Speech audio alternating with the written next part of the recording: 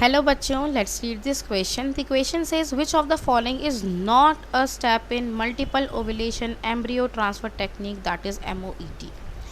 हमें बताना है MOET में इनमें से कौन सा स्टेप जो है वो नहीं होता।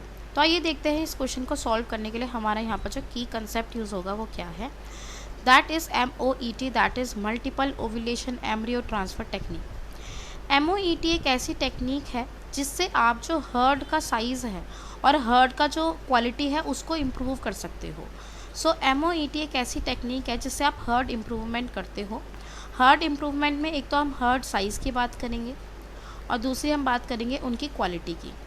जो भी प्रोडक्ट्स आपको उनसे मिलेंगे उनकी क्वालिटी को भी आप क्या करते हो, इम्प्रूव करते हो। यहाँ पर MOET जो है वो आप अलग अलग तरह के एनिमल्स जैसे काऊ, बफेलो,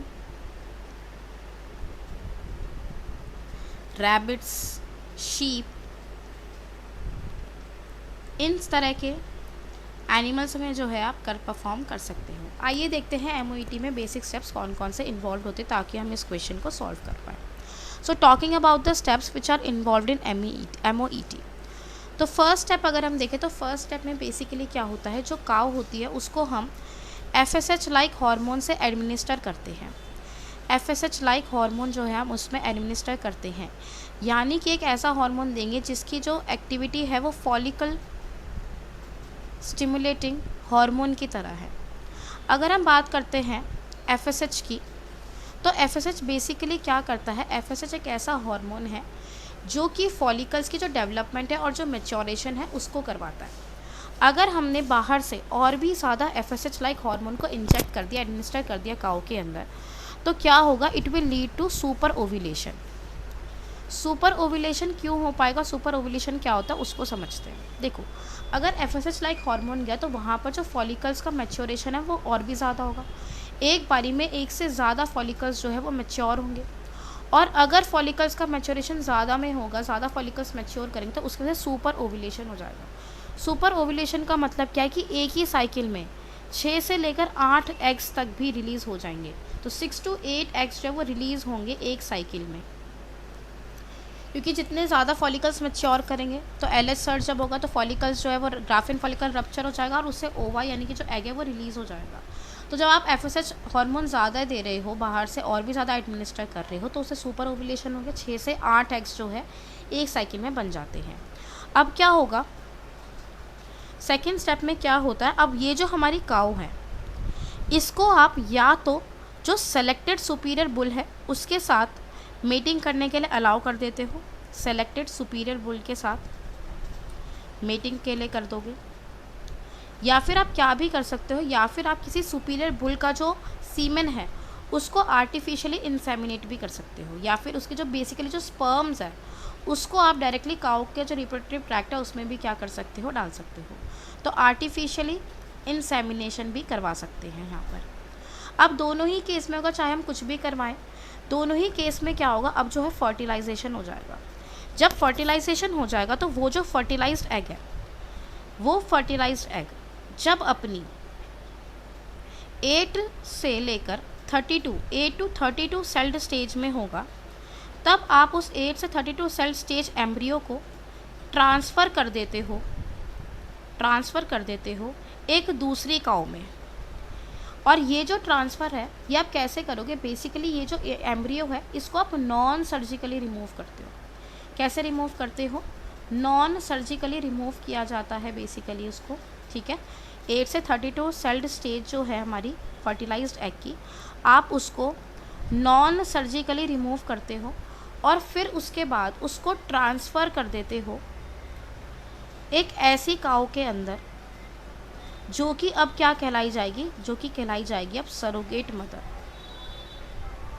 क्या कहलाई जाएगी, सरोगेट मदर। तो आपने बेसिकली क्या कहा, जो काऊ थी, जिस काऊ के अंदर आपने FSH लाइक हार्मोन को एडमिनिस्टर किया था, जिसको हम जेनेटिक काऊ भी कह सकते हैं, उस जेनेटिक काऊ से आपने क्या करा, 8 से 32 सेल स्टेज का जो फर्टिलाइज्ड एग था उसको नॉन सर्जिकली रिमूव करा और उसको क्या कर दिया, ट्रांसफ़र कर दिया एक दूसरी काऊ के अंदर, जो अब क्या है कहलाएगी, सरोगेट मदर कहलाएगी। इसके बाद क्या होता है, इसके बाद जब हम बात करते हैं हमारे फोर्थ स्टेप की, फोर्थ स्टेप में क्या होगा, अब जो जेनेटिक मदर है now that genetic mother is available for another round of super ovulation. यानी कि अब वो जो जेनेटिक मदर है उससे आपने क्या करा, वो जो एम्ब्रियो था उस जो कि 8 से 32 सेल स्टेज का था उसको आपने रिमूव कर दिया। नाउ अब वो जो जेनेटिक मदर है अब आप उसमें वापस से क्या करवा सकते हो, सुपर ओव्यूलेशन करवा सकते हो। So we can say that the genetic mother is available for another round of super ovulation. Clear हो गई बात। अब इससे क्या होगा, इससे ये होगा कि जो भी आपके अब फर्दर और भी ज़्यादा जो हर्ड बनेंगे, ठीक है, और भी ज़्यादा जो ऑफस्प्रिंग्स आएंगे उनमें भी क्या होगा, जो क्वालिटी होगी वो काफ़ी अच्छी होगी। यानी कि उससे जो हमें, अगर मान लो हम किसी फीमेल की बात कर रहे हैं तो उस फीमेल काऊ की बात कर रहे हैं तो उनसे जो मिल्क यील्डिंग जो कैपेसिटी होगी वो क्या होगी, ज़्यादा होगी उन ब्रीड्स की, हाई मिल्क यील्डिंग होगी उन ब्रीड्स के थ्रू, ठीक है। और क्या होगा, वहाँ से अगर हम बात करें, अगर कहीं से हमें मीट मिल रहा है तो जो अच्छी क्वालिटी का मीट है वो हमें मिलेगा और भी ज़्यादा, और उसका अमाउंट भी अब ज़्यादा मिलेगा क्योंकि एक बारी में एक से ज़्यादा ऑफस्प्रिंग जो है वो प्रोड्यूस हो रहे हैं। तो हाई क्वालिटी का मीट भी मिलेगा। जैसे कि अगर हम बात करें, एक मीट होता है जिसे कहते हैं लीन मीट। लीन मीट क्या होता है, बेसिकली एक ऐसा मीट होता है जिसमें हम कहते हैं उसमें जो कंटेंट है वो काफ़ी ज़्यादा फिट होता है हमारे यूसेज के लिए, ठीक है। क्लियर हो गई बात। और इससे ये भी हो सकता है जो लिटिल फैट यील्डिंग बुल्स है वो भी हमें मिल जाए। अब हम उनकी फर्दर ब्रीडिंग करवाएंगे और उससे जो नई ब्रीड्स आएंगी उनसे क्या होगा, जो हर्ड साइज़ है वो इम्प्रूव हो जाएगा और उनसे जो अच्छी क्वालिटी के जो प्रोडक्ट्स है वो भी हम एक्सपेक्ट कर सकते हैं। तो आइए देखते हैं इस क्वेश्चन का करेक्ट ऑप्शन क्या होगा। फर्स्ट वो कह रहा है cow heals about 6 to 8 eggs at a time. ये बात तो ठीक है। Cow is fertilize by artificial insemination, बिल्कुल ठीक बात है। मैंने आपको बताया आर्टिफिशियल इंसेमिनेशन भी कर सकते हो या फिर आप नॉर्मल जो सुपीरियर सेलेक्टेड बुल है उसके साथ डायरेक्टली मेटिंग को भी अलाउ कर सकते हो। थर्ड वो कह रहा है fertilized eggs are transfer to surrogate mothers at 8 to 32 cell stage. ये बात भी बिल्कुल ठीक है। फिर वो कह रहा है cow is administered hormone having LH like activity for super ovulation है।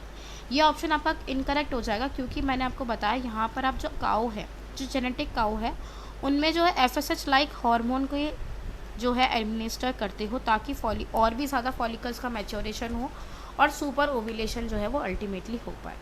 तो इस क्वेश्चन का जो हमारे पास करेक्ट आंसर बन रहा है that is option D. I hope you understood it well. Best of luck.